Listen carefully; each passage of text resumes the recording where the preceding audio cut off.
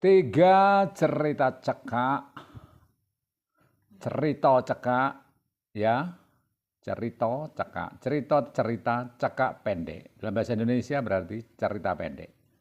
Jadi cerita pendek dalam bahasa Jawa yang dikarang oleh Jayus PT, seorang yang mendedikasikan dan mengabdikan seluruh hidupnya sebagai pengarang bahasa Jawa dan seorang guru SD. Sesuai dengan tulisannya di catatan kaki cerita cekak berjudul Bapak. Nah, kita akan membandingkan tiga cerita cekak ini. Yang pertama Grontol, yang kedua Bapak, yang ketiga Kakus. Dalam sebuah buku urutannya sebetulnya Kakus dulu, lalu Grontol, lantas Bapak. Namun ketika saya membaca itu, istri saya merasa mual oleh karena Kakus itu harus mengimajinasikan kondisi ketika isi Kakus itu harus dikeluarkan. Dan di situ istri saya langsung merasakan kehadiran kotoran manusia dari dalam isi Kakus.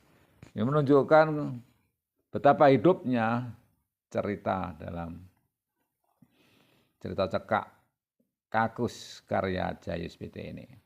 Nah, oleh karena itu, sekarang saya bahas dari Grontol dulu, lantas Bapak, lantas Kakus. Dalam Grontol, pesan moralnya begitu dalam. Dan ada unsur imajinasi ketika dia memimpikan penjual Grontol itu berjualan di depan hotel. Padahal aslinya di daerah tempat tinggal menulis di sebuah kecamatan di Bojonegoro, Jawa Timur. Di sini kita melihat ada perpaduan antara kenyataan dan impian. Ini ciri khas Jayus PT mulai terasa ada imajinasi yang dikembangkan dari sebuah realitas.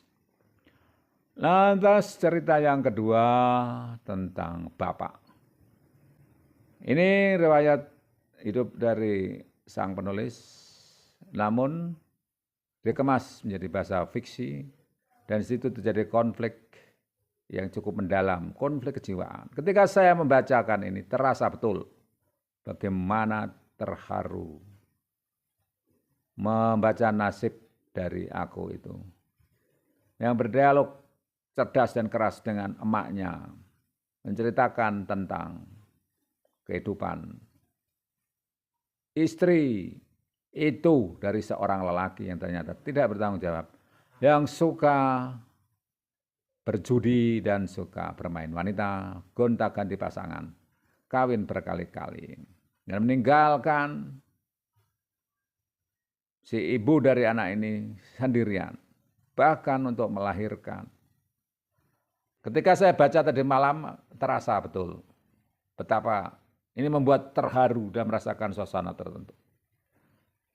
Karena kekuatan dari penceritaan dari Pak Jayus PT, yang oleh karanya cerita-ceritanya dinilai tingkat tinggi oleh para pengarang dan para pengamat sastra Jawa.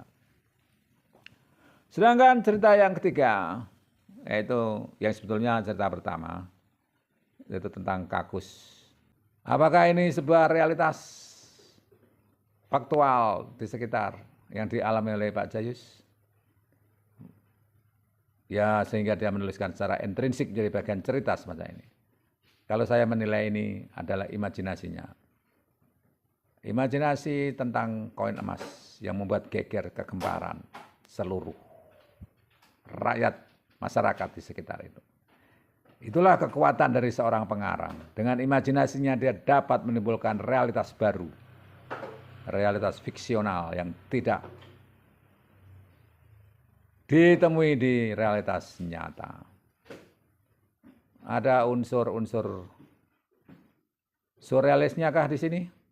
Sebagaimana ciri khas dari Pak Jayus yang terakhir karyanya lebih bernilai surrealis. Kalau menurut saya yang Kakus ini unsur imajinatif oke. Tetapi surrealisnya ini secara logika yang faktual ini dapat terjadi. Logika dapat terjadi dan ini masuk dalam kategori realis. Realitas yang mungkin secara logika.